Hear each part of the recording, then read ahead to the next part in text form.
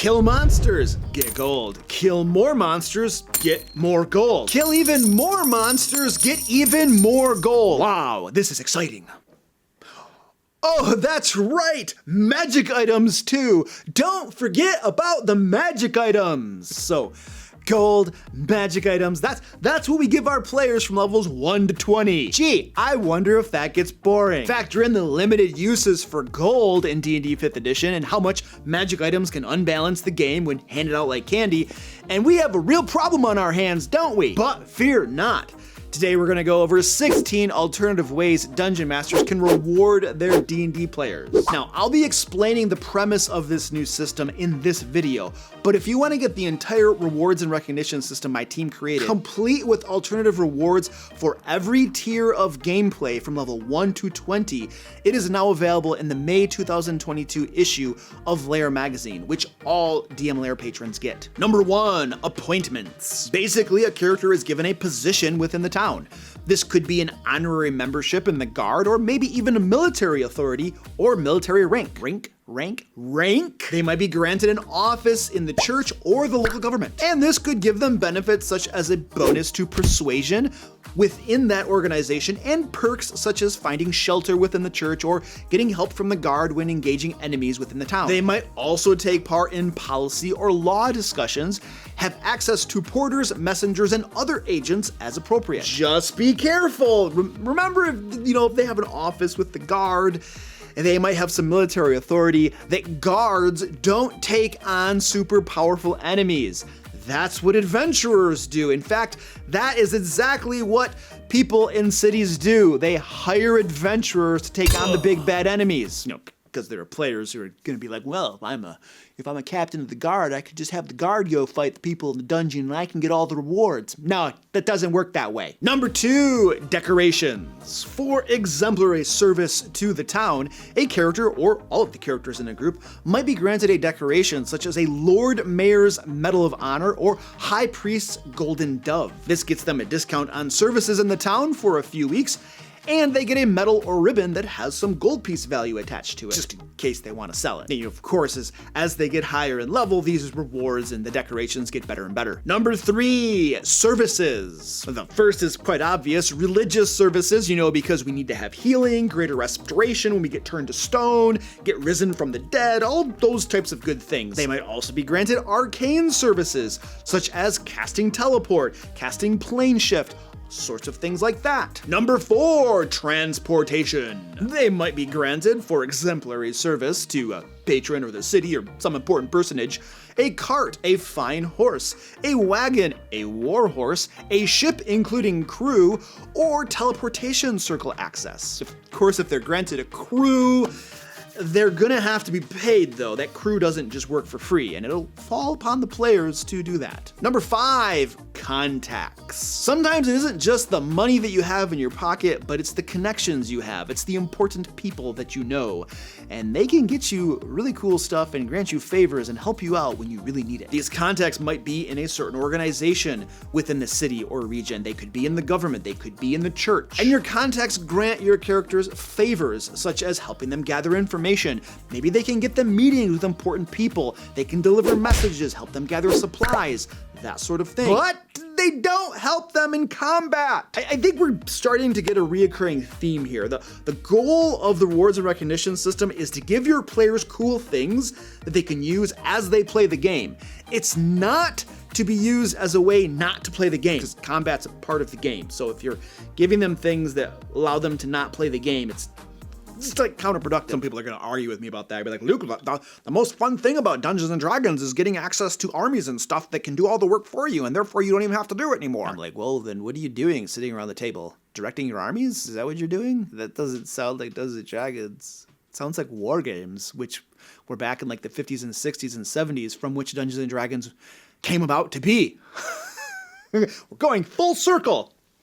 But if that's the game you want to play, then hey, don't listen to me. By the way, when my team and I created our newly released rewards and recognition system, we didn't just list all of these things out and leave it up to you to figure out how to implement them. It's just kind of what I'm doing in this video. Instead, the system is designed to give you guidance on which rewards to give out based on the level of your players. There are tables for minor, moderate, major, and legendary rewards that correspond to each of the 4 tiers of gameplay. You can roll on the tables for a random reward, or pick the one that appeals to you the most, or that you think your players would think is really cool. Now, my patrons already have access to this rewards and recognition system, but if you'd like to save yourself the trouble of fleshing out your own method, you can become a DM Lair patron at the link below and instantly get access to the system in Lair Magazine number 17, the May 2022 issue. Number 6. Training. Yeah, learn stuff you don't know how to do. The tools, you want to learn how to brew stuff, make some nice ale or wine. We all need some of that after a hard day at work, don't we? Or learn languages. I have had players who were just language freaks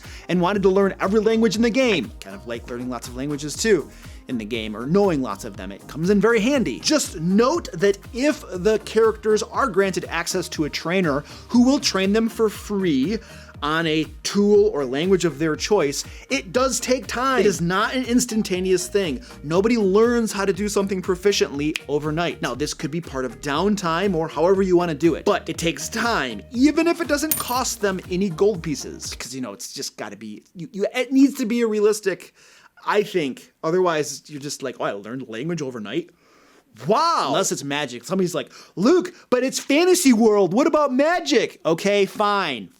You got me. Number 7, hirelings. These don't necessarily have to be hirelings that accompany them on adventures, helping them with combat and stuff like that, though they could. But I'm mostly talking about hirelings that help do things like run errands, help with interests in the city, manage properties the PCs own, which is probably another little reward we're going to talk about soon here. In my Ancient Dragon campaign that I run for my patrons, they have a mayordomo named Petra who helps manage their various properties that they have acquired in Waterdeep. Of course, they've been gone from Waterdeep for quite some time now, and who knows what things are gonna have happen when they get back, if they ever get back. Number 8, membership in an organization. They did great. They performed so well on that adventure, on that mission, that they have been awarded with membership in a merchant guild, an adventurer's guild, or a thieves guild, which is great, little prestige there, but you also get guild perks, such as access to guild areas and contacts,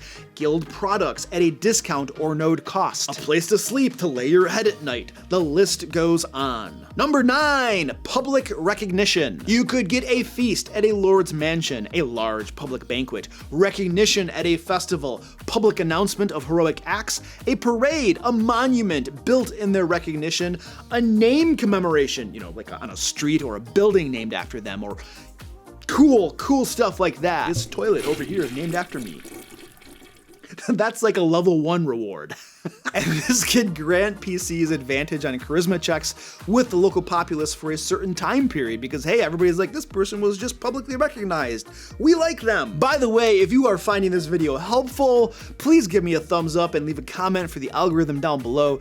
Do your part to spread the love of bacon throughout the land. Is there any food that bacon doesn't make better? Number 10, favors. So they did well on that quest or mission, and the important personage that asked them to do it grants them a favor to be cashed in at a later point in time. At higher levels of gameplay, you can even get royal favors or divine favors if you're super high level. If your campaign makes it that far, because many don't. But the ones that do are really cool. The type of favor should be suitable to the level of the characters and not put the personage in danger. And probably it's gonna exclude helping them in combat, unless it's something very minor, because remember, we want our players to be able to continue playing the game. We're really gonna be taking people off right now, being like, well, we don't like combat. It's like, okay, that's fine. That's just not how I run my games, I guess. So we defer a little bit on game design, I suppose. Number 11, patronage. So the characters are doing amazing. They're doing great stuff for that city. Lots of benefit going around. A wealthy patron, therefore, decides to take the PCs under their wing. They offer them room and board and pay for their traveling expenses. And they provide other resources and perks as well. Of course, the patron is getting a little bit of, recognition and bragging rights because, hey, that's my group of adventurers over there doing all those cool things. Number 12, special privilege. Performing admirably in the city's service and wiping out a whole bunch of bad guys, your characters are granted a special privilege in the city. This might be staying out past curfew. Break curfew, make sure you go to bed on time. Or carrying weapons in public buildings, access to certain areas, the right to search businesses or private dwellings, diplomatic immunity, access to important personages without an appointment. Number 13, a business. Now, first at the lower levels, you might enter a partnership with a business, but later on, the group might own their own businesses. This might result from an adventure where they defeat an enemy who owns a business and then they are rewarded with ownership of that business. Now, local employees manage the day-to-day affairs of the business, but the PCs get a percentage of the profits. Of course, unless you want to run a D&D game where your group is just managing a business, and that's what you do. I mean, you could do that if you want. Somebody's like, I don't appreciate your tone, Luke. Why are you knocking that? We love doing that. We do that every time we play. Okay, you play different games than I play, and if you like it, rock on. But I would not enjoy managing a business in my D&D game. I'm really making a lot of people mad today. Number 14, properties and structures. I told you we'd get here.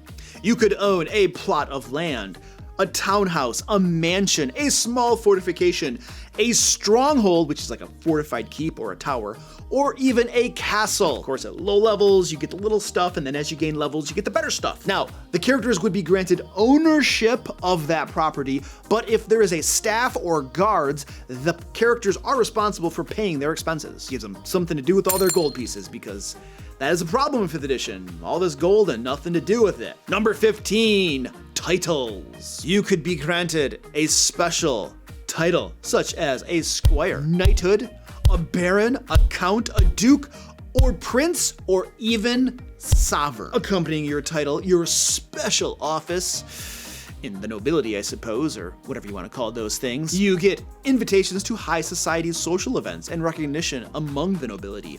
Higher titles can even give you authority over the law in the area that you rule. Basically, you make the rules. You are the law. Now, of course, with titles such as these, there are expectations that they will perform service according to their title. For instance, a knight defends their lord or city, and a baron is expected to keep peace and order in the region under his rule. Number 16, nobility. Okay, so I guess titles are different than nobility. They're different stuff. Anyway, this could start with an alliance with a noble family, granting access to family members, their estates, and reasonable resources available to nobles. And later, it can lead to adoption into the noble family if the characters continue to further the family's causes. Of course, this could also lead to a rivalry with other noble families who have feuds with the first. Click on the screen now to learn about my new insanity system, or to become a DM Lair patron, pick up our rewards and recognition system in issue 17 of Lair magazine, and get a new issue each month. And until next time, bacon makes the world better. Maybe you don't live longer, but you're happier, right? No, that's probably not true.